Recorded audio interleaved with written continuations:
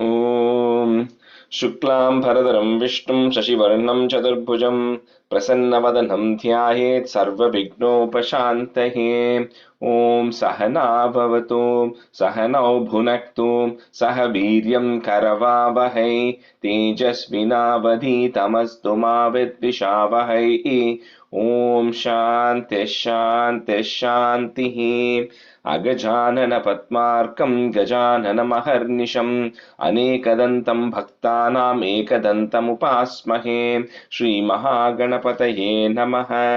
गुरवे सर्वलोकानां विषजे भवरोगिणां निधये सर्वविद्यानां श्रीदक्षिणामूर्तये नमः। अस्मद्गुरुचरणारविन्दाभ्यां नमः। वसुदेवसुतं देवं कंसचाणूरमर्दनं देवकी परमानन्दं कृष्णं वन्दे जगद्गुरुं। ज्ञानानन्दमयं देवं निर्मलस्फटिकाकृतिम् आधारं सर्वविद्यानां श्रीहयग्रीवमुपास्महे। श्रीहयग्रीवमूर्तये नमः। सरस्वती नमस्तुभ्यं वरदे कामरूपिणि विद्यारम्भं करिष्यामि सिद्धिर्भवतु मे सदा। श्रीमहासरस्वत्यै नमः। उमाकोमलहस्ताब्जसम्भावितललाटकं हिरण्यकुण्डलं वन्दे कुमारं पुष्करस्रजं। வெற்றிவேல் முருகனுக்கு ஹரஹரோஹரா. லோகவீரியம் மகாபூஜ்யம் சர்வரக்ஷாகரம் விபும் பார்வதி ஹிருதயானந்தம் சாஸ்தாரம் பிரணமாம்யஹம். சுவாமியே சரணமையப்பா. वागर्ताविव सम्पृक्तौ वागर्त प्रतिपत्तये जगतः पितरौ वन्दे पार्वती परमेश्वरौ। श्रीपार्वती परमेश्वराभ्यां नमः। कोमलं कूजयन् वेणुं श्यामलोऽयं कुमारकः वेदवेद्यं परब्रह्मा तस्मै श्रीगुरवे नमः। अस्मद्गुरुचरणारविन्दाभ्यां नमः। श्रीकृष्ण गोविन्द हरे मुरारे श्रीनाथ नारायण वासुदेव। श्रीकृष्ण गोविन्द हरे मुरारे श्रीनाथ नारायण वासुदेव। श्रीकृष्ण गोविन्द हरे मुरारे श्रीनाथ नारायण वासुदेव। पीताम्बरं करविराजितचक्रशङ्खकौमोदकी सरसिजं करुणासमुद्रं राधासहायम् अतिसुन्दरमन्दहासं वातालयेशम् अनिशं हृदि भावयामि। कृष्णो रक्षतु मां चराचरगुरुः कृष्णं नमस्ये सदा। कृष्णेनैव सुरक्षितोऽहमसकृत् कृष्णाय दत्तं मनः। कृष्णादेव समुद्भवो मम विभो कृष्णस्य दासोऽस्म्यहम्। कृष्णे भक्तिरचञ्चलास्तु भगवन् हे कृष्ण तुभ्यं नमः। श्रीगुरुवायूरप्पा शरणं। नम्राणां सन्निधत्ते सततमपि पुरस्तैरनभ्यर्थितानपि अर्थान् कामानजस्रं वितरति परमानन्दसान्द्रां गतिं च। इत्थं निःशेषलभ्यो निरवधिकफलः पारिजातो हरे त्वं क्षुद्रं तं चक्रवाटी द्रुममभिलषति व्यर्थमर्त्यव्रजोऽह्यम्। श्रीगुरुवायूरप्पा शरणं। श्रीभट्टपादम् अनिशं हृदि भावयामि। वंशी विभूषितकरात् नवनीरदाभात् पीताम्बरात् अरुणबिम्बफलादरोष्टात् पूर्णेन्दुसुन्दरमुखात् अरविन्दनेत्रात् कृष्णात् परं किमपि तत्त्वमहं न जाने। കൈരണ്ടും കൂപ്പി ഞാൻ വീണ്ടുമീരക്കുന്നു നീരജലോചന നിന്നോടായി. ഏതീനു മന്യനെ കുമ്പീരേണ്ടാത്തോരു രീതിയിൽ നീ എന്നെ പാലിക്കെന്നായി. കൃഷ്ണ ഹരേ ജയ കൃഷ്ണ ഹരേ ജയ കൃഷ്ണ ഹരേ ജയ കൃഷ്ണ ഹരേ. Good morning, everyone. Okay, so we'll do a quick review of E34. Padma Garu, would you be able to do it?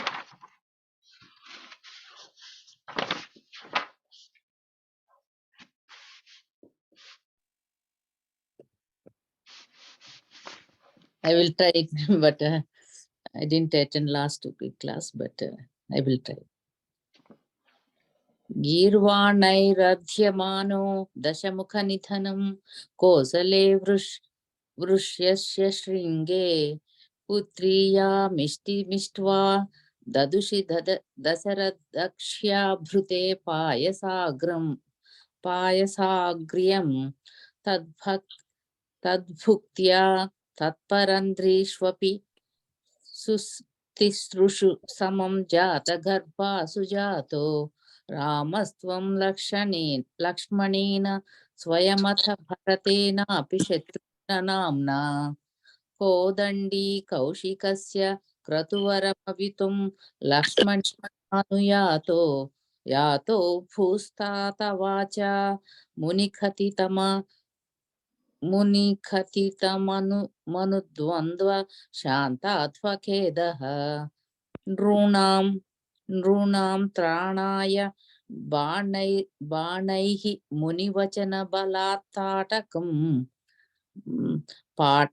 बलात्ताटकां पाटयित्वा लब्ध्वास्मादस्त्रजालं मुनिवनमगमो देवसिद्धाश्रमाख्यं मारीचन्द्रावयित्वा मखशिरसि शरैः अन्यरक्षांसि निघ्नन् कल्यां कुर्वन्नहल्यां पतिपदरजसा प्राप्य गेहं बिन्दानश्चान्द्रचूडं धनुः अवनिसुतामिन्दिरामेव लब्ध्वा राज्यं प्रतिष्ठा दास्त्वं त्रिभिरपि च समं भातृवीरैः सदारैः. So that's the fourth line, first word. Rajyam pratishthatasthvam. Rajyam pratishthatasthvam tribhirapi cha samam भ्रातृवीरैः सदारैः आरुन्धाने रुषान्धे भृगुकुलतिलके सङ्क्रमय्यत् स्वतेजो याते यातोऽस्य योध्यां सुखमिह निवसन् कान्तया कान्तमूर्ते शत्रुघ्नेनैकधाथो गतवति भरते मातुलस्याधिवासम्.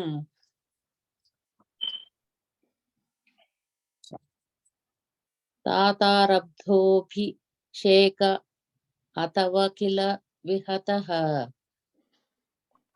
Yeah, so in that line is Tata Rabdhobhishekaha. That is we removed, put a visarga. And then Tavakila Vihatah Kekaya, that line goes together. Tata Rabdhobhishekaha. Yeah, correct. Tavakila Vihataha Kekayadhisha Putriya. Yeah, after that Vihata, you don't have to say the visarga, you put the ich sound to join it, right? Vihatah Kekayadhisha Putriya. Vihataha. Oh.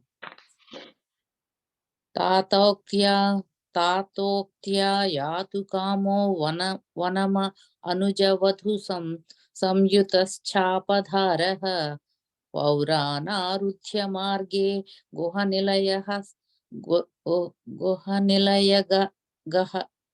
गतः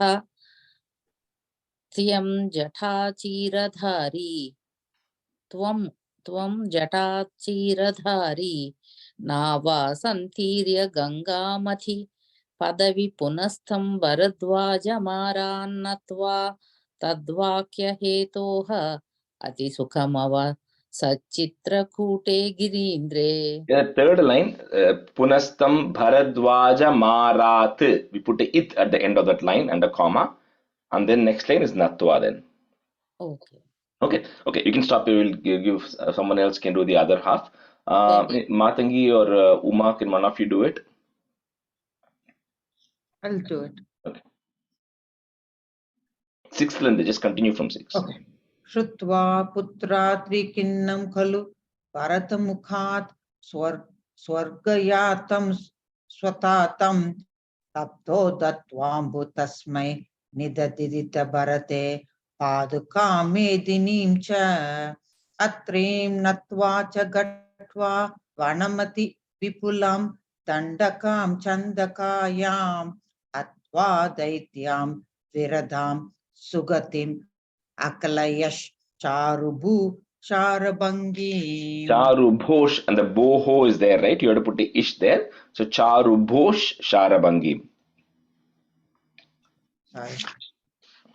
नत्वा गस्त्यां समस्ता शरनिकर सप्तार्ति कृतिं ताप्ता तापशेभियः प्रात्यक्ष रौषीव प्रियशी तदानु च मुनिना वैष्णवे दिव्य चापे ब्रह्मास्त्रे चापि दत्ते पति पितृश्रुतं वीक्षय भूयो जटायं मूर्धात् कोटात् ततान्ते पारिरंसे पुरा पंचवट्यां वधूत्या प्राप्त्या यश शूर्पणख्याः मदनुचल धृतिर् अर्थनिस्सहात्मा तानं सौमित्रो विश्रुष्य प्रबलत मारुषा तेन निर्लूननासाम् दृष्ट्वैनां रुष्टचित्तां तरमभिपतितां दूषणां चतुर्मूर्तां व्याहिंशीर् आशरणाप् ययुत समाधिखान् दक्षिणात् अक्षतोष्मा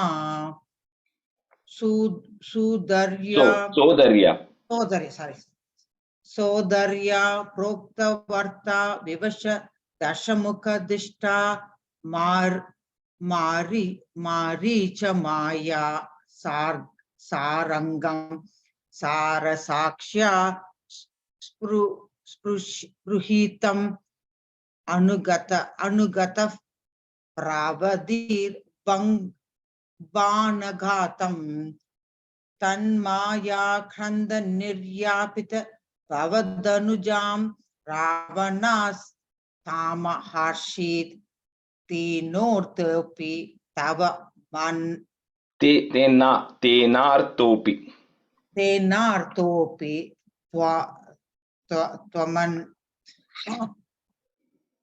त्वमन्नतः किमपि मुदा मातः तद्वादोपाय लाभात् भूयास्तान्वीं विचिन्वन् अहृत दाशमुखः तत्वधूं मद्वाधीनत्वत्वा याते जटायु दिवमत सुहृदः प्राक्तो नः प्रेतकार्यम्. And after the divam, yate jatayo divam, and then there's a pause there. Then ata suhridav pratanov pretakaryam. Oh, there's a comma there? Yeah, after jatayo divam, yeah. Sorry, I didn't write it. No worries. You keep going. Yeah. Gringnanam tam kabandam jaganitha shabarim prekshaya pampe tatatvam pampa tatetvam samprapto vyatasunam vrisha mudita manaha pagi vatsalayesha. Krishnaya Parabrahmane Namaha. Okay, let's continue with 35 now. So Radha, you can be a student, and Uma, you can be a student. Okay. So 35 is a continuation, right? So we saw in the previous one where at the end of 34, so that's where Rama, Lakshmana meet Hanuman. So now in this one Dashakam 35, the Kishkinda Kandam is condensed, Sundara Kandam is there, Yuddha Kandam is there, and Uttara Kandam. So all the four out of the 7 Kandams are in one Dashakam, right? So which means that each stanza, and of course Ramayana has got 24,000 slokas, right? So we won't go that much into meaning because there's so much to talk about in Ramayana, right? We'll only cover only at the surface of the meaning, because otherwise it'll just take forever, right, to explain Ramayana here. So stanza 1.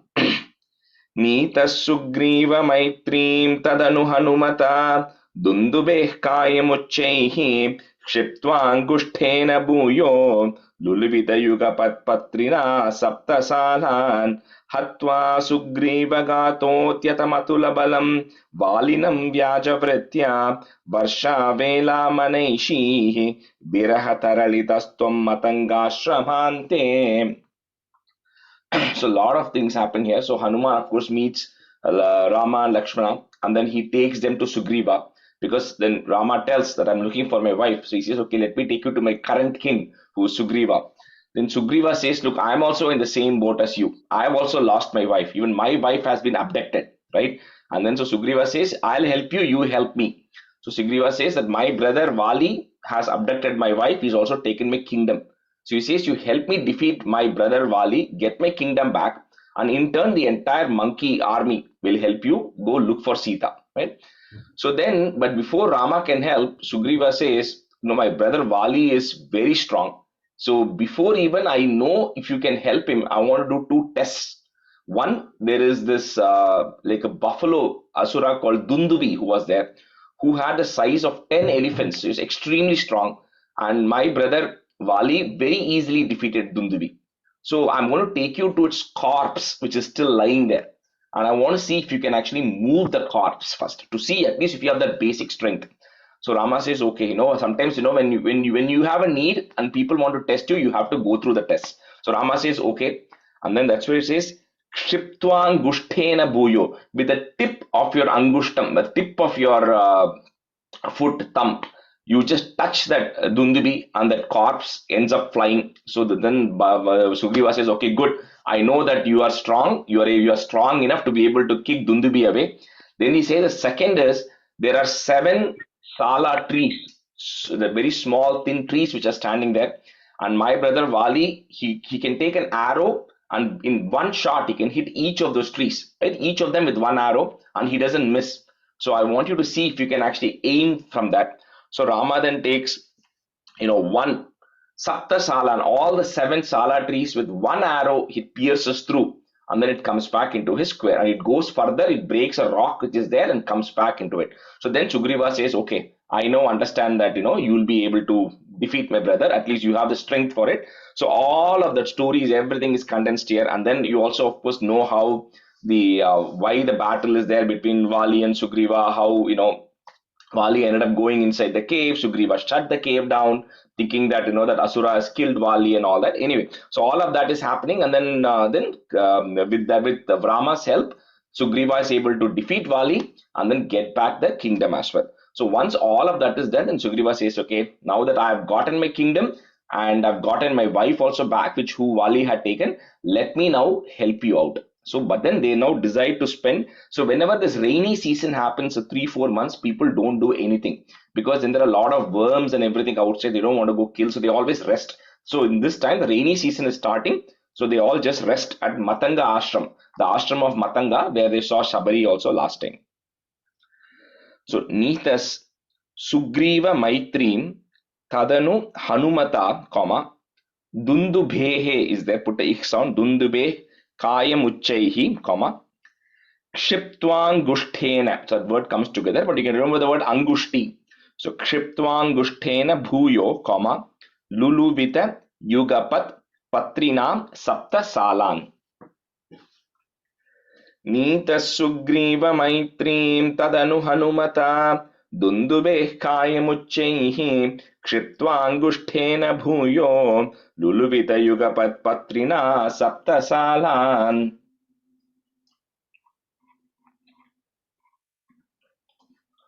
Oh, Radha, go ahead.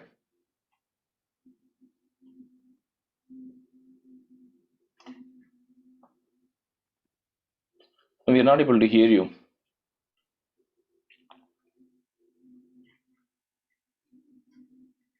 You want to dial back in, Radha? Okay. Lata, are you there?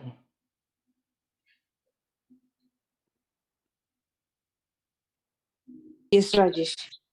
Okay. Radha, are you back? Are you able to? I don't know what happened. Okay. Lata, why don't you go? Radha, whether you Rajesh, can எனக்கு be... இன்னும் ஒரே ஒரு I just joined. எனக்கு I'm just trying to figure out which particular verse I Okay, just joined. first stanza. Okay, Uma, you want to go first, and then Lata, you follow her. Okay. Okay. Yeah. Nita Sugriva Maitrim Tatanu Hanumata Dundube Skaya Muchaihi Shiptwang Kushtena Bhuyo Laluvita Yugapat Patrina Shapta Shalan Luluvita. Luluvita Nita Sugriva Maitrim Tatanu Hanumata Dundube Skaya Muchaihi Shiptwang Kushtena Bhuyo Luluvita Yugapat Patrina Shaptashalan Nita Sugriva Maitrim Tadanu Hanumata Dundube Kaya Muchaihi Shiptvanguштena Bhuyo Luluvita Yugapat Patrina Saptasalan Nita Sugriva Maitrim Tadanu Hanumata Dundube Kaya Muchaihi Shiptvanguштena Bhuyo Luluvita Yugapat Patrina Saptasalan Hatva Sugriva Ghatodhyatam. So that word I'm going to break it. Ghatodhyatam Atulabalam. If you want to break it. So Ghatodhyatam Atulabalam, comma. Valinam Vyajavritya. So the right word is Vali, V as in Victor. But in the north, what happens over a period of time, the Va becomes a Ba. Like Vrindavan becomes Brindavan, Vali becomes Bali, right? So all of that is okay, but the right word is Vali. So it's Valinam Vyajavritya, comma. Varsha Vela Manaishihi. So put a Visarga and a comma there. Manaishihi. Next, on top of that V, there is a Ir that goes away. Viraha Taralitas Tvam Matangashramante. Hatva Sugrivagatodhyatamathulabalam Valinam Vyajavritya Varsha Vela Maneshihi Viraha Taralitas Tvam Matangashramante. Hatva Shugriva Gatot Yatama Atulapalam Valinam Vyajavritya Varsha Vela Manaishihi Virahatalidaswam Matangashramante. Last line, Uma. Viraha Taralitas. Virahataralitaswam Matangashramante. Hatva Shugriva Gadot Yatam Atulapalam Valinam Vyajavritya Varsha Vela Manaishihi Virahadaralitaswam Matangashramante. Hatva Sugriva Dhyatam Atulabalam Valinam Vyajavritya Varsha Vela Maneshihi Virahataralitaswam Matangashramante. That's on the third line. Sugriva Ghato. Gha. Oh, yeah, okay, Gato. நான் அதையும் தியாத்தோ படிச்சிட்டேன், sorry. Hatva Sugriva Gato Dhyatam Atulabalam Valinam Vyajavritya Varsha Vela Maneshi Virahataralitaswam Matangashramante. Stanza 2. Sugrivenanujokhtya sabayamabhiyata vyuhitam vahinim tam rikshanam vikshya dekshu drutamatadaita margana yavanamram sandesham changuliyam pavanasutakare pradisho modashali marge mamarge kapibirapitada tvatpriya saprayasaihi. Pretty much the entire Kishkinda Kandam is covered in the previous stanza and this stanza. So this 4 months of rainy season is happening. So everybody's resting, nobody's doing anything. And Sugriva says, you come back after 4 months and then everything will be ready. But what happens is Sugriva also in that 4 months, he's just resting, right? The monkeys also rest during that period. And they also end up consuming a lot of alcohol and everything. And then they're completely out of their senses.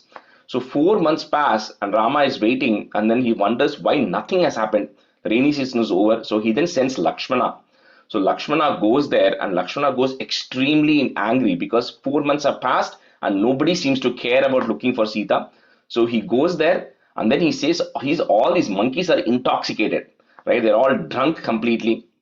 And so that's when Lakshmana goes and threatens Sugriva, saying, if I or my brother wish, we can wipe out this entire clan, and you all had promised. So where is the promise, right? Then Sugriva comes to senses, etc. So then all these monkeys come together, and then they say, okay, we are now going to go and look for Sita. Now, of course, nobody knows how Sita looks. So you have to use a kind of intelligence, right? When you see some person who's been stolen, now they don't have any picture.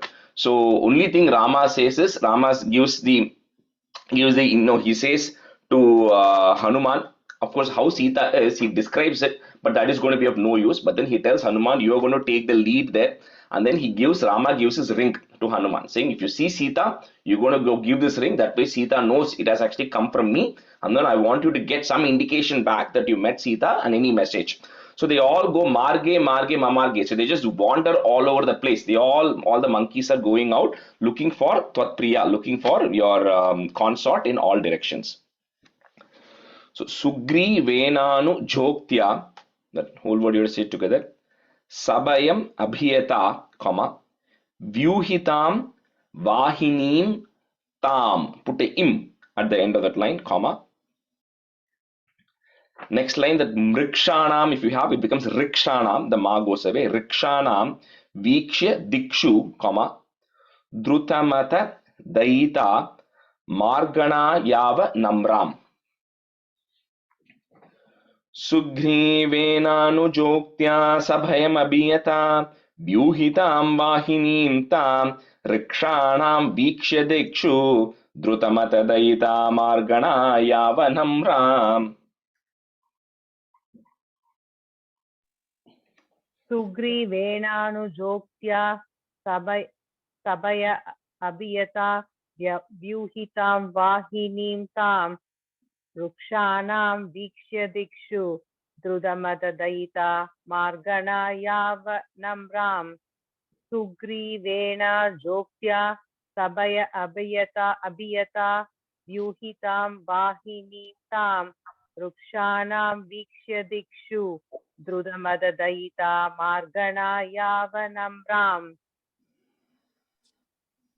सुग्रीवेनानुजोक्त्या सभयमभियता व्यूहितां वाहिनीं तां वृक्षाणां वीक्ष्य दिक्षु द्रुतमतदयिता मार्गना यावनम्राम् सुग्रीवेनानुजोक्त्या सभयमभियता व्यूहितां वाहिनीं तां वृक्षाणां वीक्ष्य दिक्षु द्रुतमतदयिता मार्गना यावनम्राम् Sandesham Changuliyam, comma, Pavana Suta Kare Pradisho Modashali, comma, Marge Marge Mamarge, comma, Kapibhirapi Tada, comma again, Tvatpriya Saprayasaihi. Sandesham Changuliyam Pavanasutakare Pradisho Modashali Marge Marge Mamarge Kapibhirapi Tada Tvatpriya Saprayasaihi.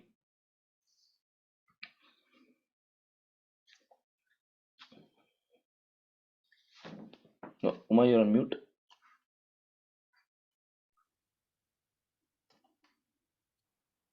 Uma, you're on mute still.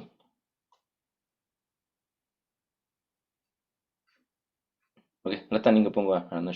அந்த first word மட்டும் சந்தேஷம் ஆங்குலியமா can I say சந்தேஷம் சாங்குலியம் ச அங்குலியம் சாங்குலியம்.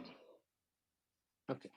சந்தேஷம் சாங்குலியம் பவனசுதகரே பிராதிஷோ மோதசாலி மார்गे மார்गे மமார்गे கபிபிரபி ததா त्वत्प्रिया सप्रयासैः सन्देशं चाङ्गुलीयं पवनसुतकरे प्रादिशो मोदशाली मार्गे मार्गे ममार्गे कपिभिरपि तदा त्वत्प्रिया सप्रयासैः. Okay, looks like Uma got disconnected. Okay, Radha, if you're back on, you can just continue.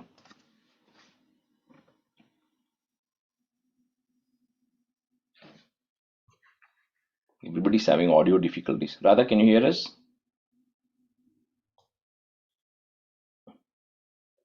Look, I think mine is back. One second. Hello. Sorry, Oh, I ma. got a call. Sorry. நான் No continue worries. பண்ண Okay. Go ahead. I think your turn now. நான் அந்த சந்தேஷம் தானே சொல்லணும். Ama. சந்தேஷம் சாங்குலீயம் पवनसुतकरे प्रादिशो मोदशाली मार्गे मार्गे ममार्गे कपिरभि तथा त्वत्प्रिया सप्रयासिः The last kapi bhirapi tada. कपिरपि Kapi bhirapi. कपिरपि ओके कपिरपि तथा त्वत्प्रिया सप्रयासिः सन्देशं चाङ्गुलीयं पवनसुतकरे प्रादिशो मोदशाली मार्गे मार्गे ममार्गे कपिरपि तथा त्वत्प्रिया Saprayasaihi. सप्रयासैः Stanza 3. So this entire Sundara Kandam is condensed in this one third stanza here. त्वद्वार्ता कर्णनोद्यद्गरुदुरुजव Sampati वाक्य प्रोत्तीर्णार्णोदिः अन्तर्नगरि जनकजां वीक्ष्य दत्त्वाङ्गुलीह्यं प्रक्षुब्धोद्यानम् अक्षक्षपणचनरणः सोढबन्धोदशास्यं दृष्ट्वा प्लिष्ट्वा च लङ्कां झटिति स हनुमान् मौलिरत्नं ददौ ते. So then all these monkeys are wandering. They start coming towards the south, and finally they reach this top of a mountain. So where Hanuman, then Angada, Jambavan, everybody is there. They're all completely exhausted because they've been searching for days. They have not gotten any clue of where Sita is, and they could not find anything as well. So when they had absolutely no clue and they were all kind of falling down tired, so from inside a cave a vulture was coming, and this vulture was kind of happy because that vulture had its wings were all burnt, but the vulture was happy because all this, it's like as if the feast is coming right at its doorsteps, right? All these tired monkeys are coming, so this vulture is waiting for these monkeys to fall dead. So when it's kind of waiting and looking at them, so Jambavan then spurts out, he says that what kind of a vulture are you? Here we are all struggling, right? And then we are looking for, we're looking to find a lady. Now, there was another vulture called Jatayu who helped us so much, who helped Ram so much. When Ravana tried to abduct Sita, he tried to even give his life, right? But however, you as a vulture, you're waiting for us to fall dead and eat. So what kind of a vulture are you? So when Jambavan says the word Jatayu, this vulture immediately comes and says, what do you mean Jatayu? How do you know Jatayu?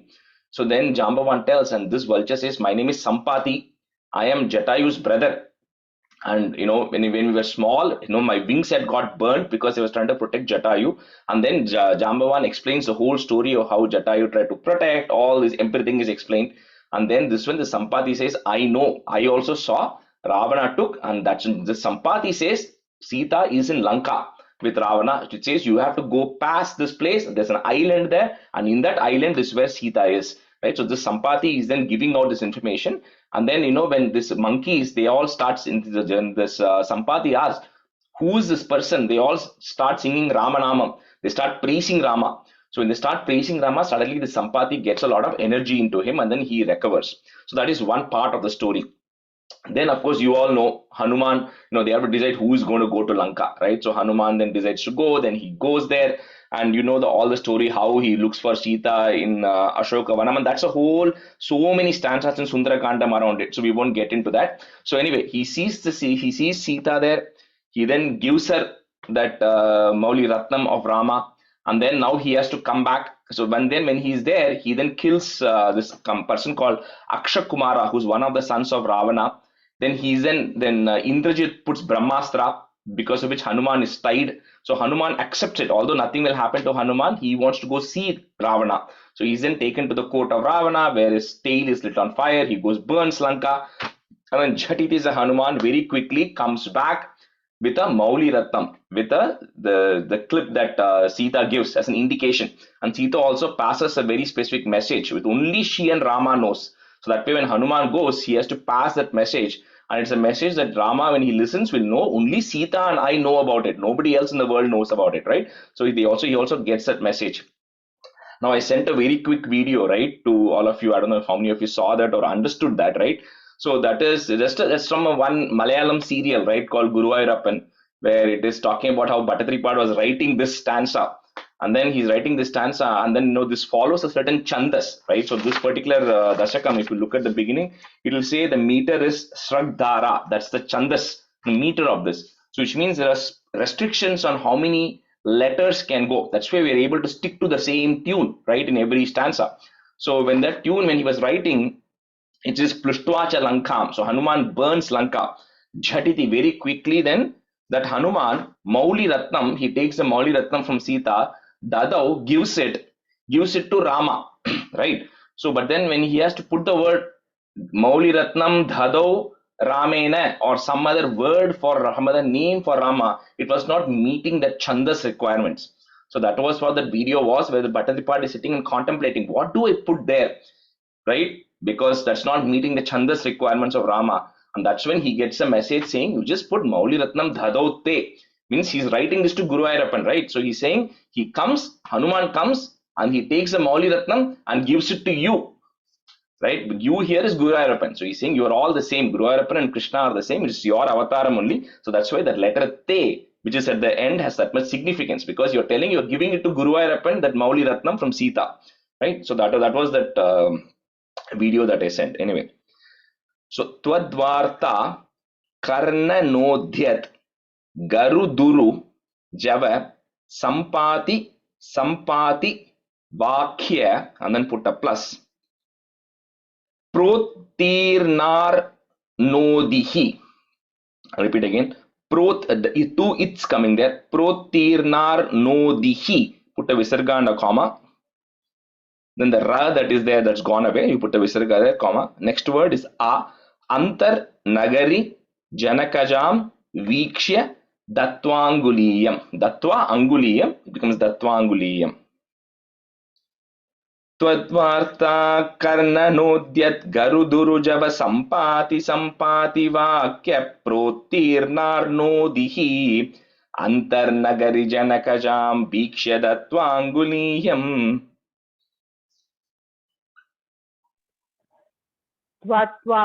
Tvatvarta karna notyat karuturu java sampati vakya protirna notihi andar nagari janagajam.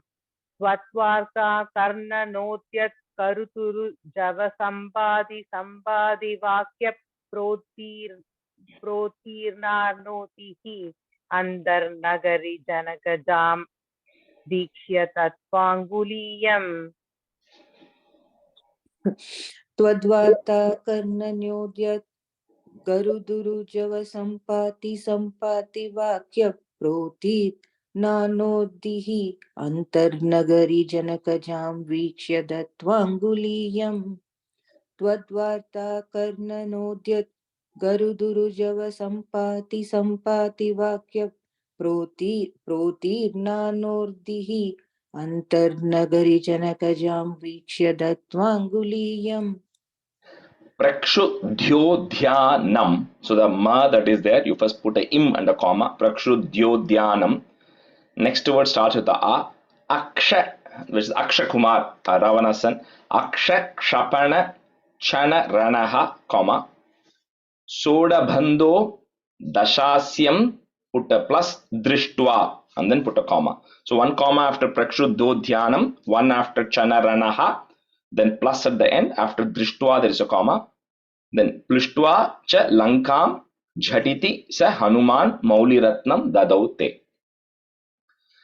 Prakshudhyodhyanam Akshakshapana Chanaranah Sodabhando Dashasyam Drishtva Plushtva cha Lankam Jhatiti sa Hanuman Mauli Ratnam Dadaute.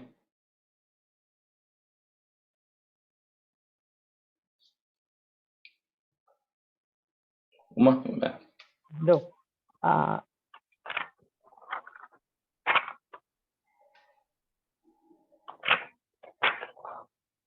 प्रक्षुद्योद्यानम् अक्षष्पण अक्षपण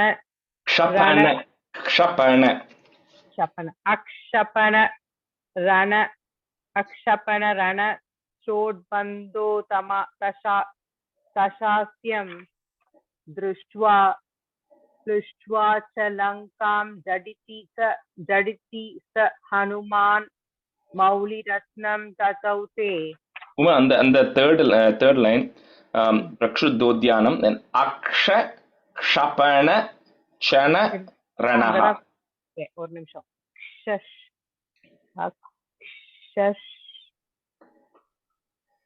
Aksha Kshapana Chana Ranaha.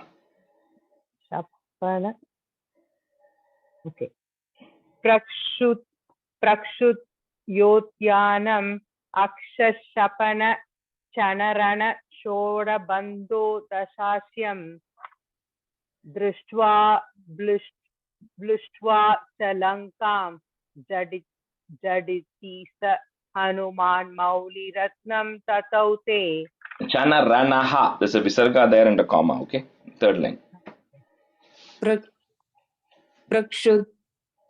प्रक्षुद्योद्यानम् अक्षक्षपनचनरनः सोडबन्धो दशास्यं दृष्ट्वा प्लुष्ट्वा च लङ्कां झटिति स हनुमान् मौलिरत्नं तदौ ते. प्रक्षुद्योद्यानम् अक्षक्षपनचनरनः सोडबन्धो दशास्यं दृष्ट्वा प्लुष्ट्वा च लङ्कां झटिति स हनुमान् मौलिरत्नं तदौ ते. Starts of 4. Tvam sugrivaangadaadi prapalakapichamu chakravikranta bhumi chakrobhikramya pare jaladi nishicharendranuja shriyamanaha tatproktam shatruvartam rahasi nishamayan prarthana partyarosha prasthagneyastratejah Trasadudarigira labdavan madhyamargam. So now that they know, Hanuman now knows where Ravana is and where Sita is. So all of the monkeys led by great warriors like the Sugriva, Angada, and everybody else there, they all reach the shore of the ocean. So once they're at the shore of the ocean, then one day Vibhishana comes. So, Vibhishana is coming and then he's saying that, look, my brother has done all these things and I don't want to be associated with him. And I want to come and join your team. So then everybody, kind of opposed Rama, saying you should not take Vibhishana because he's still part of the enemy, right? And you don't know what he's doing and everything. So Rama says, no, anybody who comes for my protection, because Vibhishana comes and says, he doesn't come and say, I want to fight against Ravana. He says, I want your protection, right? Because Ravana is going to kill me because I'm opposing him. So Rama says, even if Ravana comes to me for protection, I'm going to give him protection.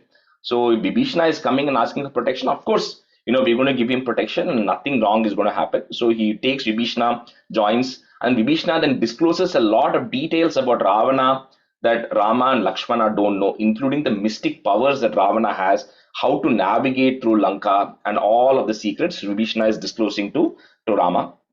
So once all of this has happened, then they of course, then you all know Setu Madapya. Then they go build the bridge. Ravana along with the monkeys, they actually go build the bridge that to Lanka, and all of them then start going towards Lanka.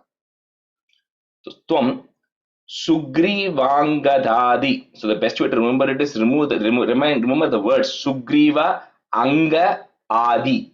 All of that is joined together. So Sugrivangadadi Prabala Kapi Chamu Chakra Vikranta Bhumi, and then put a plus. Chakrobhikramya, and then a comma. So the whole of first line is together, then a comma after Chakrobhikramya. Pare Jaladi, comma. Nishi Charendranuja Shriyamanaha. Nishi Charendranuja. Tum Sugrivangadadi Prabala Kapichamu Chakravikranta Bhumi Chakrobhikramya Pare Jaladi Nishicharendranuja Shriyamanaha.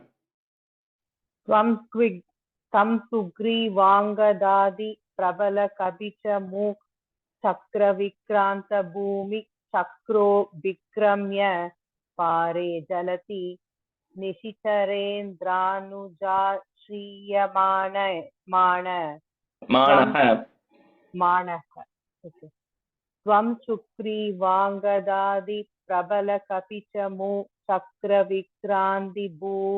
भूमि चक्रो विक्रम्य पारे जलति निशिचरेन्द्रानुजाश्रीयमाणहि Manah.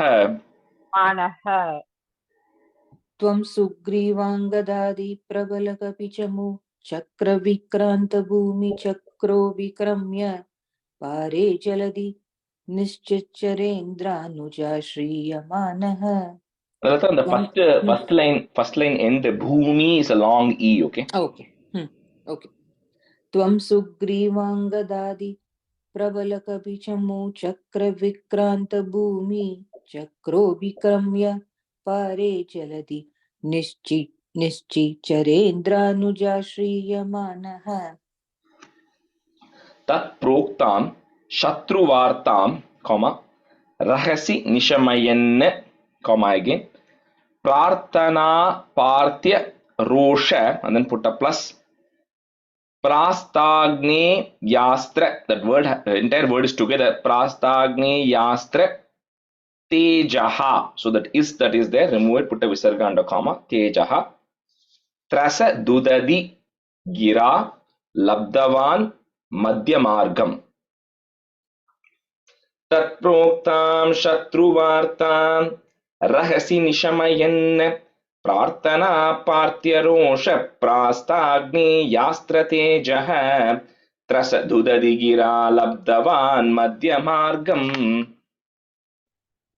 तत्प्रोक्तां शत्रुवार्तां रहसि निशमयन् प्रार्थना पार्थ्यरोष प्रास्ताग्ने यास्त्रतेजः प्रसदुदति गिरा लब्धवान् मध्यमार्गम् तत्प्रोक्तां शत्रुवार्तां रहसि निशमयन् प्रार्थना पार्थ्यरोष प्रास्ताग्ने यास्त्रतेजः प्रसदुदति गिरा लब्धवान् मध्यमार्गम् तत्प्रोक्तां शत्रुवार्तां रहसि निशमयन् प्रार्थना पात्यरोष प्रास्ताग्नेयास्त्रतेजः त्रसदुदधिगरा लब्धवान् मध्यमार्गम् तत्प्रोक्तां शत्रुवार्तां रहसि निशमयन् प्रार्थना पात्यरोष प्रास्ताग्नेयास्त्रतेजः त्रसदुदधिगरा लब्धवान् मध्यमार्गम्. Stanza 5. कीशैराशान्तरोपाहृतगिरिनिकरैः सेतुमाधाप्य यातून्यामर्द्य दंष्ट्रा नखशिखरिशिला सालशस्त्रैः स्वसैन्यैः व्याकुर्वन् सानुजस्त्वं समरभुवि परं विक्रमं शक्रजेत्रा वेगान्नागास्त्रबद्धः पतगपतिगरुन्मारुतैर्मोचितो भूः. So then all these monkeys, and of course they start building the bridge now. So these monkeys go and bring all kinds of mountains and rocks and everything that was there, and then they start building this bridge across Lanka. And no, it's just coincidentally my wife ended up putting this Rama Setu movie yesterday. I don't know if you all have watched it. It's a little bit of fiction in there, but but they show how all the corals were all bought from different places and all assembled there, right? Anyway, there is some confusion around the timings there, but that's okay. So because the reason I say confusion around timing is, see, Rama Avataram happened in the Treta Yuga. Okay, then because in the moment Rama left Earth, Dwapara Yuga started. Dwapara Yuga is 864,000 years. And when Krishna left the Earth, that was the end of Dwapara Yuga.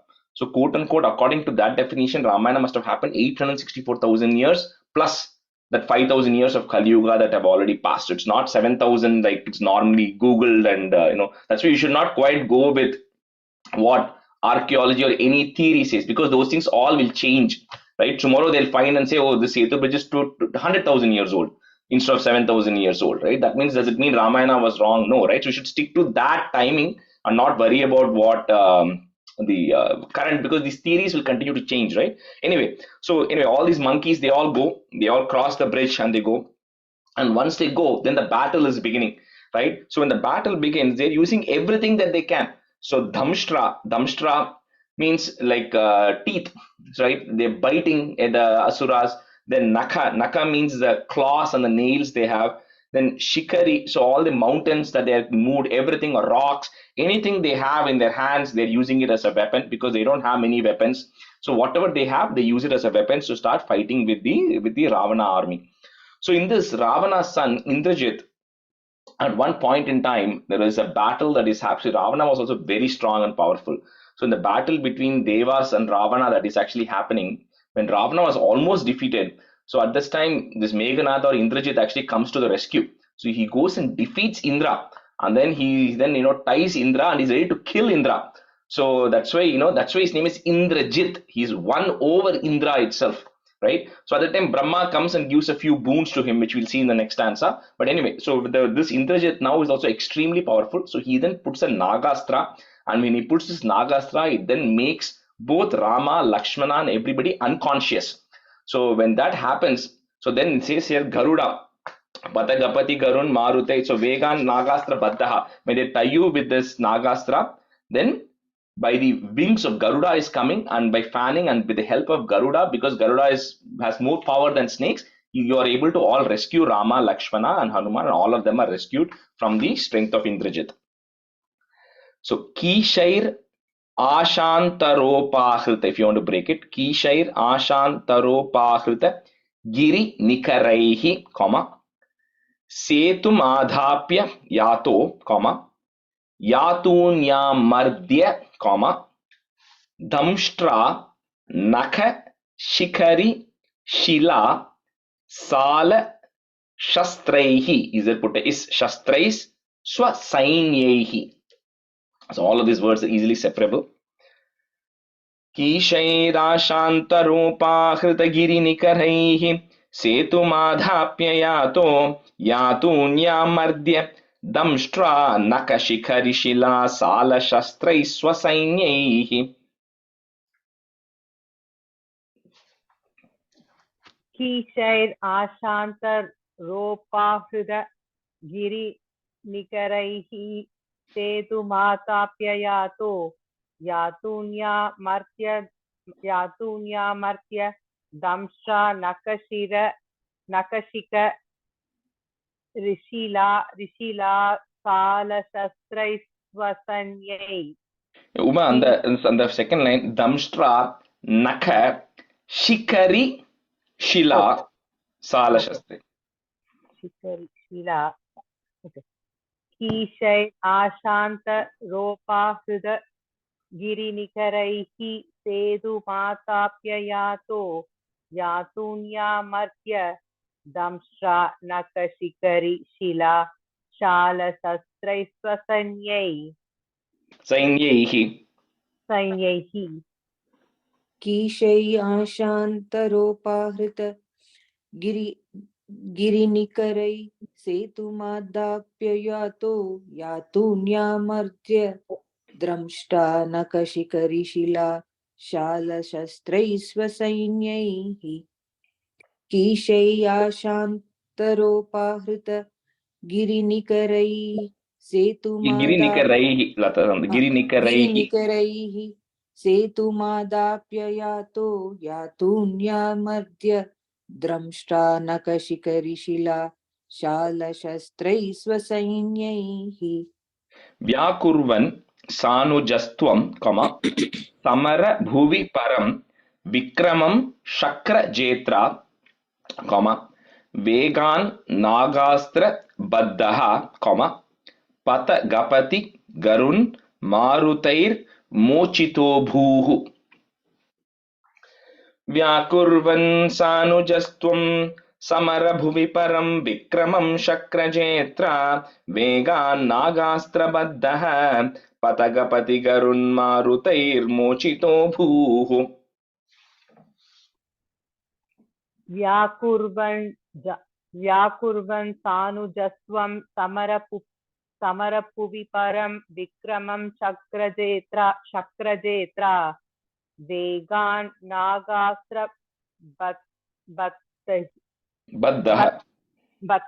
बद्धः पतकपति करुण्मारुतैर्मोचितो भुः व्याकुर्वन् सानुजस्त्वं समरपुवि परं विक्रमं शक्रजेत्रा वेगान्नागास्त्रपद्धः पतकपति करुण्मारुतैर्मोचितो भुः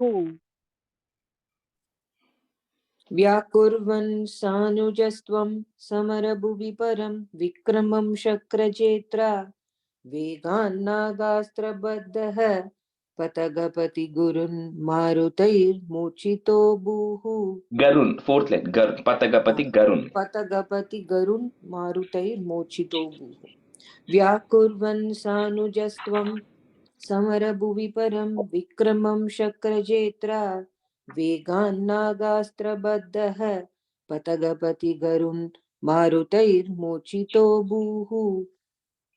Okay, we'll switch. Radha Garu, you can be student, and Usha Garu, you can be student. Okay, Andy, can you hear me now? Yeah, we can hear you now. Yeah. Stanza 6.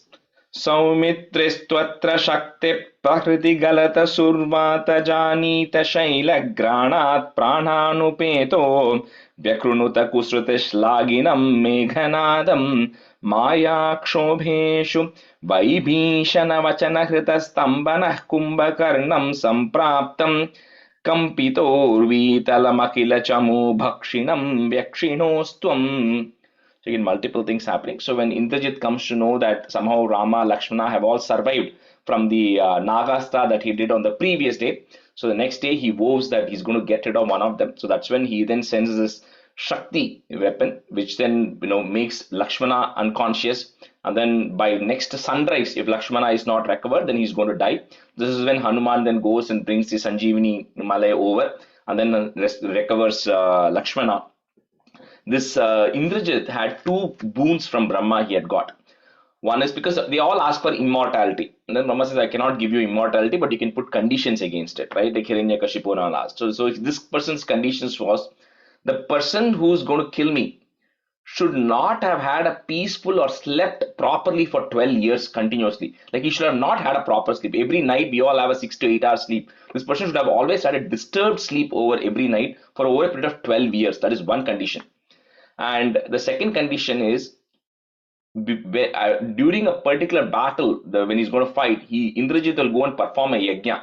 If that yajna gets interrupted, that is the condition Brahma says, then that is another. The person who interrupts your yajna will be the person who will be the cause of your death. So of course, Vibhishana knows all of this.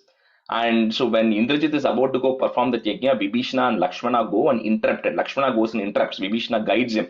So then Lakshmana also, because in the 12 years of Vanavasam that Rama, Lakshmana and Sita were, Lakshmana never used to sleep because he was always concerned about, that him giving everything, his brother suffering. Sita has only been out for 10 months, but even the previous 12 years, Lakshmana has had a very interrupted sleep.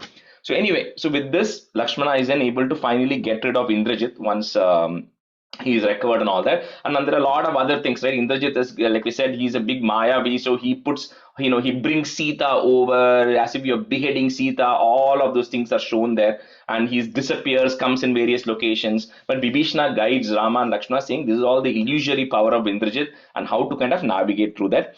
And then of course Kumbhakarna also comes. That's what it says at the very end. Kumbhakarnam sampraptam. Kumbhakarna now comes to battle, and when he comes, he then eats or destroys all the monkeys which are there, and finally you also get rid of Kumbhakarna. All of it is just condensed right in one stanza. So Saumitris Twatra Shakti Prakriti Galada Sur Vata Janita Shaila, put a plus, Granat Prananu Peto, comma, Vyakrunuta Kusritish Laginam Meghanadam.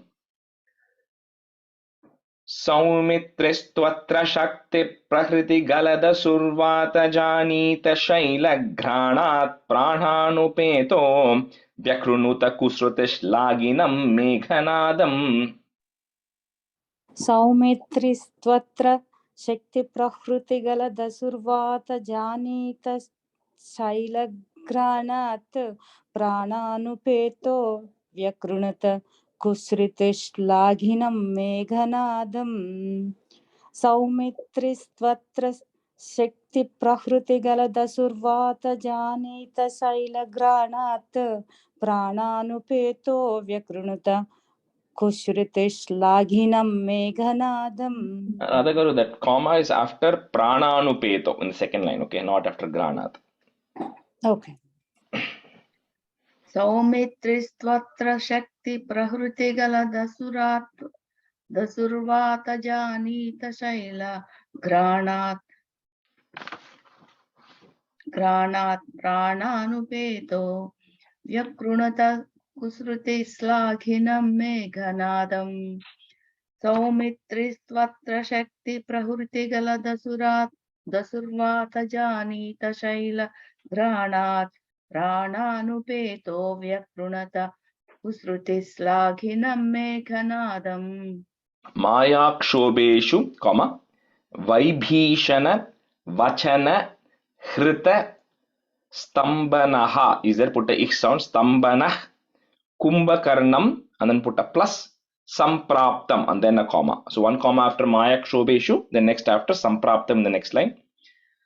Kampitor vithalam akhila, if you want to break it. Kampitor vithalam akhila chamu bhakshinam vyakshinos tvam. मायाक्षोभेषु वैभीषणवचनहृतस्तम्भनः कुम्भकर्णं सम्प्राप्तं कम्पितोर्वीतलमखिलचमू भक्षिणं व्यक्षिणोस्त्वम्. मायाक्षोभेषु वैभीषणवचनहृतस्तम्भनः कुम्भकर्णं सम्प्राप्तं कम्पितोर्वितलम् अखिलचमूभक्षिणं व्यक्षिणोस्त्वम्. मायाक्षोभेषु वैभीषणवचनहृतस्तम्भनः कुम्भकर्णं सम्प्राप्तं कम्पितोर्वितलम् अखिलचमूभक्षिणं व्यक्षिणोस्त्वम्. मायाक्षोभेषु वैभीषणवचनहृतस्तम्भनः कुम्भकर्णं सम्प्राप्तं कम्पितोर्वितलमखिलचमूभक्षिणं व्यक्षिणोस्त्वम्. Kushagara, after sampraptam there is a comma, okay? Fourth line. Oh, yes, sorry. Yes. मायाक्षोभेषु वैभीषणवचनहृतस्तम्भनः कुम्भकर्णं सम्प्राप्तं कम्पितोर्वितलमखिलचमूभक्षिणं व्यक्षिणोस्त्वम्.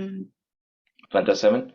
गृह्णन् जम्भारि सम्प्रेषितरथकवचौ रावणेनाभियुध्यन् ब्रह्मास्त्रेणास्य बिन्दन् गलततिम् अबलाम् अग्निशुद्धां प्रगृह्णन् देवश्रेणीवरो जीवितसमरमृतैः अक्षतैर्ऋक्षसङ्घैः लङ्का भर्त्रा च साकं निजनगरमघाः सप्रियः पुष्पकेन.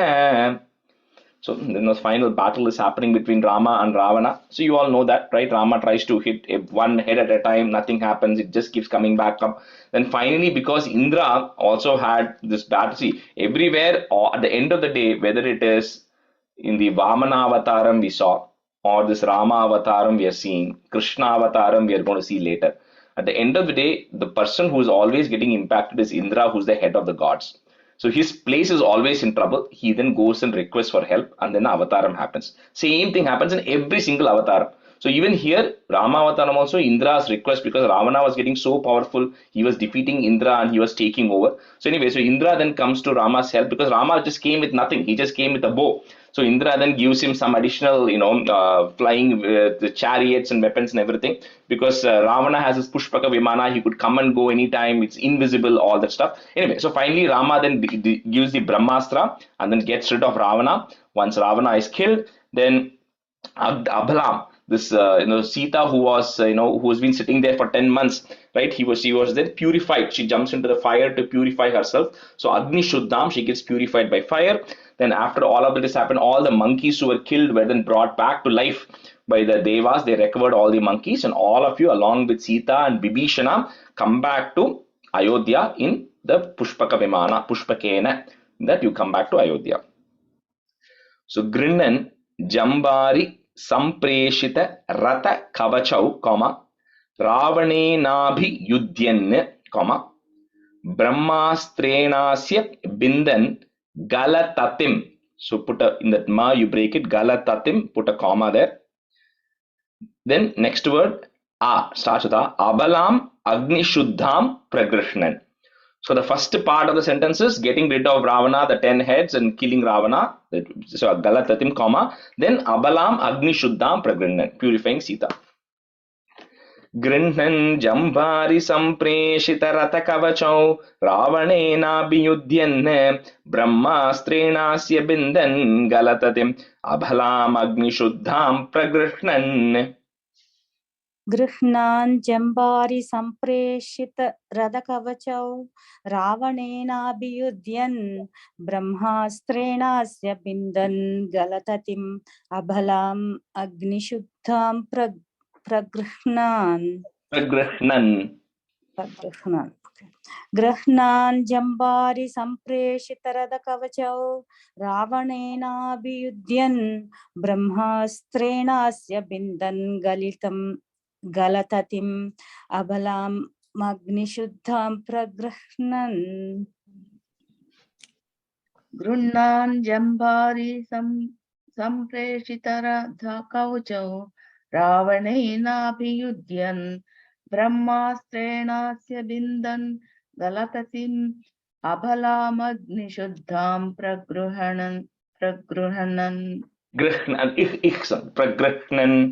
प्रगृह्णन्. गृह्णान् जम्बारि सम्प्रेषितरथकवचौ रावणेनाभियुध्यन् ब्रह्मास्त्रेणास्य बिन्दन् गलततिम् अबलामग्निशुद्धां प्रगृह्णन्. Deva Shreni Varoj Jivita Samara Mritaihi. The ra that is there, put a visarga under comma, Mritaihi, comma. Next word starts with Akshatair Riksha Sanghaihi. Put a visarga under comma again. Akshatair Riksha Sanghaihi. Next line on top of that la, if you have a ir, you can remove it. Lanka Bhartra Cha Sakam Nija Nagaramaghaha, comma.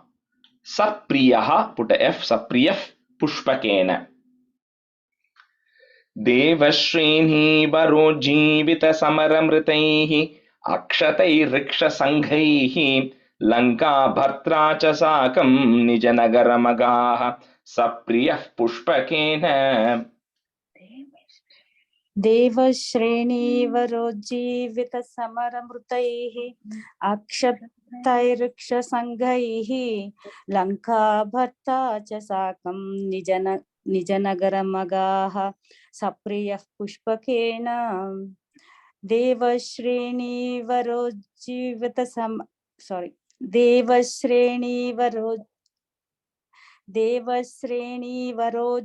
समरमृतैः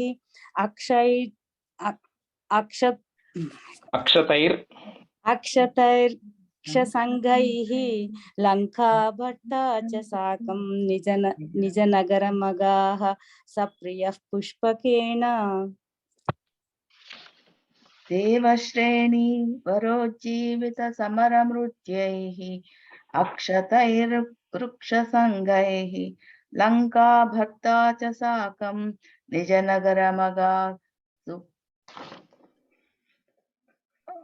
निजनगरमगाः सप्रियः पुष्पकेन. देवश्रेणीवरोज्जीवित समरमृत्यैः अक्षतैर्वृक्षसङ्घैः लङ्काभर्ता च साकं निजनगरमगाः सप्रियः पुष्पकेन. Stanza 8. So we try to quickly run through the next 3 in the 20 minutes. Stanza 8.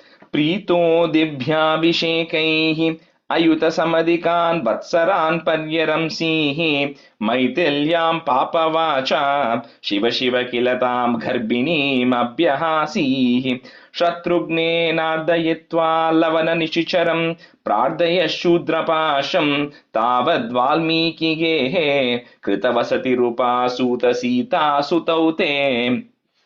So now the Yuddha Kandam got over. The Uttara Kandam is covered in stanzas 8 and 9. So you all know when Rama comes back, the coronation happens for Rama, and then he's ruling successfully. And then one day this washerman comes, right? And then he comes and talks wrong about Sita. You all know that. Then Rama says, you have to purify yourself. So Sita ends up, showing that she's pure, but she also ends up leaving. And then she goes to Valmiki's house, and that's where she goes ashramam, and that's where Sita is for the rest of the time. And there, Lava and Kusha are also born to Rama and Sita.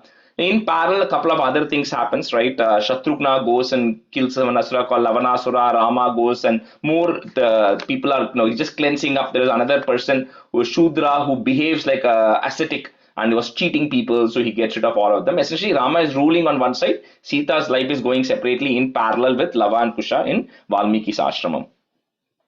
So Preeto Divyabhishekaihi. So the ra that is there, put a visarga and a comma, Bhishekaihi.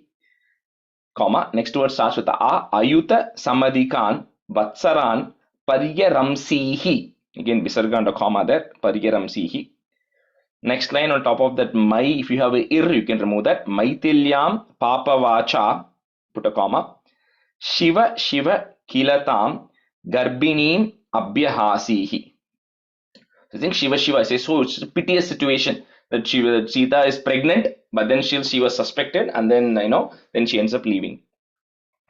Preeto divyabhishekaihi ayuta samadhikan vatsaran paryaramsihi maithilyam papavacha Shiva Shiva kilatam garbhineem abhyahasihi.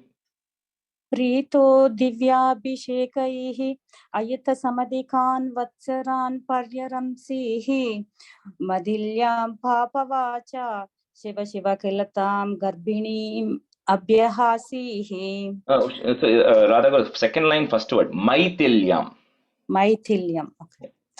प्रीतो दिव्याभिषेकैः अयुतसमधिकान् वत्सरान् पर्यरंसीः मैथिल्यां पापवाचा शिव शिव किलतां गर्भिणीम् अभ्यहासीः. प्रीतो दिव्याभिषेकैः अयुतसमधिकान् वत्सरान् पर्यरंसीः मैथिल्यां पापवाचा शिव शिव किलतां गर्भिणीमभ्यहासीः. प्रीतो दिव्याभिषेकैः अयुतसमधिकान् वत्सरान् पर्यरंसीः मैथिल्यां पापवाचा Shiva Shiva किलतां गर्भिणीमभ्यहासीः. Shatrughne nardayitva lavana nishicharam, comma, prardayah, put ish prardaya shudra pasham, comma, tavad valmiki gehe, comma, krita vasatir upasuta. If you want to break it, or you can say it together, krita vasati rupasuta sita sutaute. Shatrughne nardayitva lavana nishicharam prardaya shudrapasham tavad valmiki gehe kritavasati rupasuta sita sutaute. शत्रुघ्नेनार्दयित्वा लवणनिसचरं प्रार्थय शूद्रपाशं तावद्वाल्मीकिगेहे कृतवसितिरूपासुतसीता सुतौ ते. शत्रुघ्नेनार्दयित्वा लवणनिसचरं प्रार्थय शूद्रपाशं तावद्वाल्मीकिगेहे कृतवसितिरूपासुतसीता सुतौ ते. शत्रुघ्नेनार्दयित्वा लवणनिशिचरं प्रार्थय शूद्रपाशं तावद्वाल्मीकिगेहे कृतवसतिरूपा सूतसीता सुतौ ते. शत्रुघ्नेनार्दयित्वा लवणनिशिचरं प्रार्थय शूद्रपाशं तावत् वाल्मीकिगेः कृतवसतिरूपा सूतसीता सुतौ ते। Stanza 9. वाल्मीकेस्त्वत्सुतोद्घापितमधुरकृते राज्ञया यज्ञवाटे सीतां त्वय्याप्तु कामे क्षितिमविशदसौ त्वं च कालार्तिधो भूः हेतो सौमित्रिघाती स्वयमत सरयूमग्ननिःशेषभृत्यैः साकं नाकं प्रयातो निजपदमगमो देववैकुण्ठमाध्यम्. So then during the Ashwamedha, then Valmiki then composes Ramayana there and he teaches it to Lava and Kusha. And during the Ashwamedha Yajnam that Rama is doing with the statue of Sita sitting next to him, this Lava and Kusha come and then they go sing, right? First of all, there's a battle that happens between Lava, Kusha, Lakshmana and all that stuff. And then they come here and then they sing this Ramayana. That's when Rama comes to know Sita is still alive and existence and everything. But finally, when he's ready to take back, Sita says, no, I'm going back to Mother Earth from where I came, and Sita gives her life. So then the time comes for Rama to now leave the earth. So Rama cannot leave till Lakshmana and Hanuman are there to protect him. Right? So he has to first get rid of Lakshmana and Hanuman somehow. Right? So this for the Hanuman, there's a very nice story where Hanuman refuses to leave the side of Rama. So what Rama does is he takes his ring and then he tells Hanuman that I've dropped my ring somewhere and it has gone through some cracks. So Hanuman then takes, he's like Ashtasiddhi. He can take any form he wants. He takes a very small form and he goes looking for this ring and he reaches Patala Loka. So there he goes and then he's looking for the ring. He's not able to find it. So then Mahabali or somebody is there and then they go tell him, let me take you to a place. And they go show him a heap of rings and says, which of this ring is Rama's ring? The Hanuman says, all these rings look the same. So they say, yeah, because every Treta Yugam or Treta Yugam, this happens. There is a Rama avataram happens. A Hanuman is born. Hanuman is there. This Hanuman comes looking for the ring of Rama. And by the time this Hanuman comes back, Rama has already left the earth. Right? So this happens every time. There is a cycle of time. So he explains that to Hanuman. And by the time Hanuman comes back, of course, Lakshmana also, Rama somehow, he creates a situation by which Lakshmana also has to leave. And then finally Rama, along with all the residents of Ayodhya, whoever wants to join, gets into the Sarayu river and then they all reach Nija Padam Agamo. They go back to your original land, which is Vaikuntha Madhyam, to the Vaikuntham they all go. So Valmikes Twat Sutodghapita Madura Kriter Agneya, if you want to break it, Kriter Agneya Yajna Vate. So continuous and then a comma. Sitam Twayaptu Kame, comma. Kshitim Avishadasau, comma. Tvam cha Kalartito Bhuhu. Valmikestvachutodgapita Madura Krite Rajnaya Yajnavate Sitam Tvayaptu Kame Kshitim Avishadasau Tvam cha Kalartito Bhuhu. वाल्मीके स्वत्सुतोद्घापितमधुरकृते राज्ञाय यज्ञवाटे सीतां त्वय्याप्तु कामे क्षितिमविसदसौ त्वं च कालार्थितो भूः वाल्मीके स्वस्तुतोद्घापितमधुरकृते राज्ञाय यज्ञवाटे सीतां त्वय्याप्तु कामे क्षितिमविसदसौ त्वं च कालार्थितो भूः वाल्मीके स्वतत्सुतोद्घापित मधुरकृते राज्ञया यज्ञवाटे सीतां त्वय्याप्तु कामे क्षितिमविशदसौ त्वं च कालार्थितो भूः वाल्मीके स्वत्सुतोद्घापित मधुरकेते राज्ञया यज्ञवाटे सीतां त्वय्याप्तु कामे क्षितिमविशदसौ त्वं च कालार्थितो भूः Hetoho put is hetos Saumitri Ghati, comma Swayamata Sarayu Magna Nishesha Bhrityaihi. Is there? You put a is and then you put a plus. Bhrityai Sakam and then put a comma. Nakam Prayato, comma again. Nija padamagamo deva vaikunthamadyam. हेतो सौमित्रिघाती स्वयमत सरयू मग्न निशेष भृत्यैः साकं नाकं प्रयातो निजपदमगमो देव वैकुण्ठमाद्यम्. हेतोः सौमित्रिघाती स्वयमद सरयूमग्न निःशेषवृत्तैः साकं नाकं प्रयातो निजपदमगमो देववैकुण्ठमाद्यम्. हेतोः सौमित्रिघाती स्वयमद सरयूमग्न निःशेषवृत्तैः साकं नाकं प्रयातो निजपदमगमो देववैकुण्ठमाद्यम्. हेतो सौमित्रिघाति स्वयमदसुर सरयूमग्निनिःशेषभृत्यैः साकं नाकं प्रयतो निजपदमगमो देववैकुण्ठमाद्यम्. Usha garu, that last line, Brityais Sakam, and then a comma, then Nakam Prayato. Fourth line. साकम्. Okay. हेतो सौमित्रिघाती स्वयमथ सरयूमग्निनिःशेषभृत्यैः साकं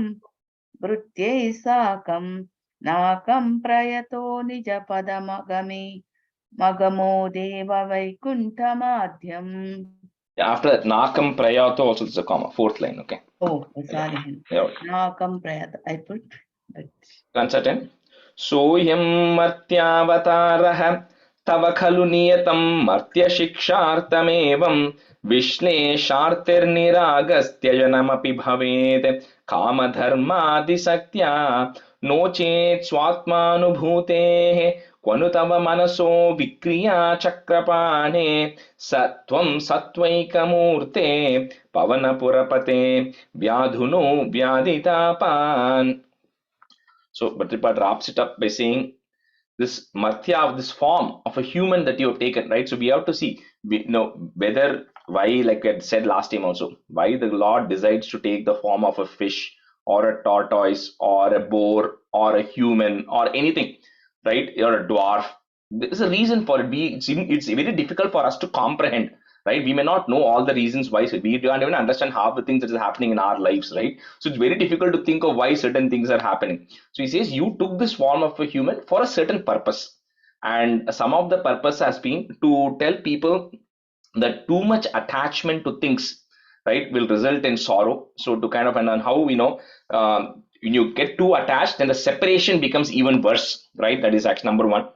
And in this case of Rama, how too much adherence to dharma also resulted in a lot of other, impact, innocent people getting, or innocent or not people getting impacted like Sita. But it was all to always teach lesson to humanity. And so they always say Rama Avataram is very different from Krishna Avataram, and we'll see more about Krishna Avataram in the next sessions, next set of batches when we do, right? So, but the purpose is different for each of these things. However, you are there to teach lesson to mankind, right, on how to live and how to behave and everything. And in that he says, but at the end of the day, you are pure Sattva Guna, right? You just take this incarnation only for certain purposes, for enacting certain things. So he says, oh, that Pavana Purapate, Lord of Guruvayur, please eradicate all my ailments.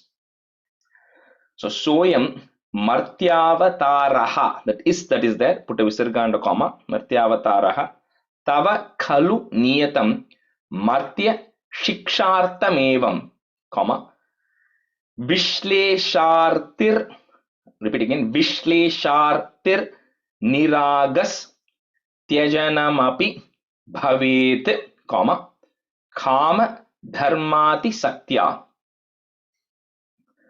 सोह्यं मर्त्यावतारः तव खलु नियतं मर्त्य शिक्षार्थमेवं विश्लेषार्तिर्निरागस्त्यजनमपि भवेत् कामधर्मातिसक्त्या.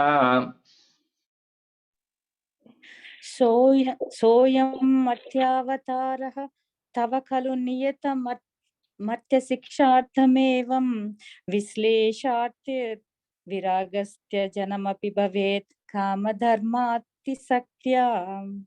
सोऽयं मर्त्यावतारः तव खलु नियतं मर्त्यशिक्षार्थमेवं विरागस्य जनमपि भवेत् कामधर्मातिसक्त्या सोऽयं मत्यावतारः तव खलु नियतं मत्यशिक्षार्थमेवं विश्लेषार्तिर्निरागस्तस्य Tyajanam. Yes. विश्लेषार्तिर्निरागस्य जनमपि भवेत् कामधर्मातिसक्त्या सोऽयं मत्यावतारः तव खलु नियतं मत्यशिक्षार्थमेवं विश्लेषार्तिर्निरागस्य जनमपि भवेत् कामधर्मातिसक्त्या No chet swatmanubhutehe, क्वनु तव मनसो विक्रिया चक्रपाणे, स त्वं सत्वैकमूर्ते, पवनपुरपते, व्याधुनो व्याधितापान्.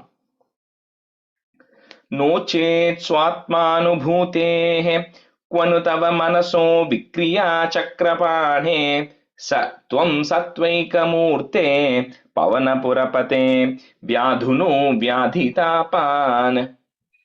नो चेत् स्वात्मानुभूतेः क्वनु तव मनसो विक्रिया चक्रपाणे सत्वं सत्वैकमूर्ते पवनपुरपते व्याधुनुव्याधितापान्. नो चेत् स्वात्मानुभूतेः क्वनु तव मनसो विक्रिया चक्रपाणे सत्वं सत्वैकमूर्ते पवनपुरपते व्याधुनुव्याधितापान्. नो चेत् स्वात्मानुभूतेः क्वनु तव मनसो विक्रिया चक्रपाणे सत्वं सत्वैकमूर्ते पवनपुरपते व्याधुन्व्याधितापान्. व्याधुनु. नो चेत् स्वात्मानुभूतेः क्वनु तव मनसो विक्रिया चक्रपाणे सत्वं सत्वैकमूर्ते पवनपुरपते व्याधितापान्. So I think that Ushaka, that last line, Vyadhunu. Vyadhunu. Okay. I will put underline. Krishna, Parabrahmani. No, I think you're good. You're good. Okay, we'll wrap it up here. Again, these are little tough chapters, but I can promise you, you practice this. This will be one of the best chapters that you'll learn. It's very nice to read it because there's some lot of energy in the chapter, right? Pretty much entire Ramayana, all the way from birth of Rama till Rama getting into Sarayu is condensed into these two chapters. So it's definitely take time and practice this. Okay. So we'll wrap it up here.